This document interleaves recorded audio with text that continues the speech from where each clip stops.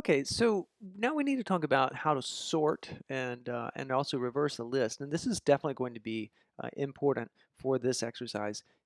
There's going to be an option where there's the dash dash sorted flag that may or may not be present. And when it is present, you're going to need to sort your items. So let's pretend that items is equal to this list. And let's talk about if we were to say help on items, and we can search for sort, and we find that it says sort the list in ascending order and return none. So there's a lot that's going on there that you really need to understand. First off, which way is it going to be sorted? In ascending order. If you wanted it sorted in another way, you would say reverse. Um, but it's going to sort the list in place. The sort is in place, meaning the list itself is modified. And the let's see, let's make that a little bigger there. And if a key, let's see, so this is the important thing. The sort is in place, and this will return none.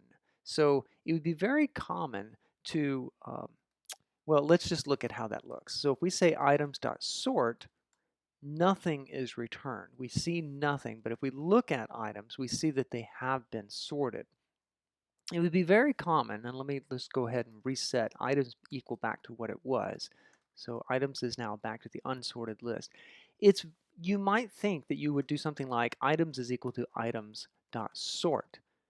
And now what you have is that items is nothing. And when you print item, you see just literally nothing. So what is the type of items? Well, we can ask type of items, and it is the none type. So there's just nothing there. So Python can't show you anything. So this is very, very dangerous. You do not call item sort and then set the items equal to that. Let's go back and reset items. Items is equal to our original list. You simply call items.sort, and the items have been sorted for you.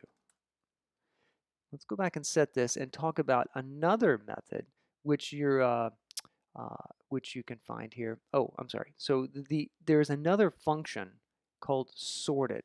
So this is like the length function. It's a function that exists, and if we say help sorted, then what we see is that it takes some iterable, and we've discussed a list is something that you can iterate, and it returns a new list containing the items sorted in ascending order.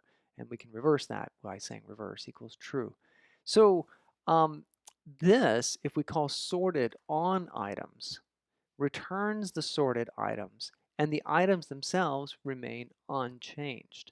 So this really tripped me up for the first little while that I was programming in Python. I would always forget which one returns a new list and which one sorts in place. There's nothing around, there's nothing to do, but just you're going to have to memorize. The sorted function returns the sorted items and leaves the original list unchanged.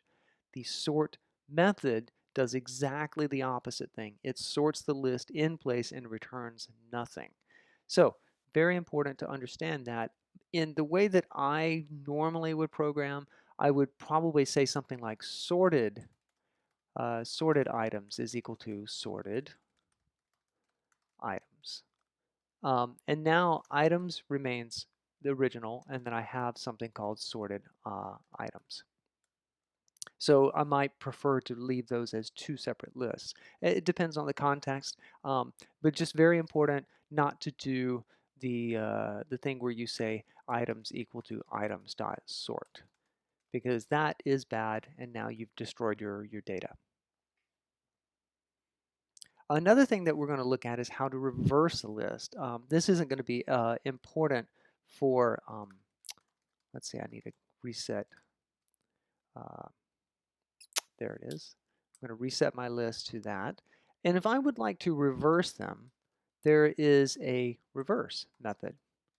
And I want to point out, oops, that's not what I meant.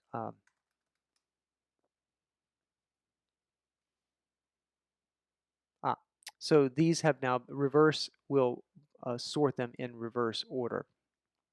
What I wanted to point out, I believe, um, is the reversed function. Let me go back and set my items back to that.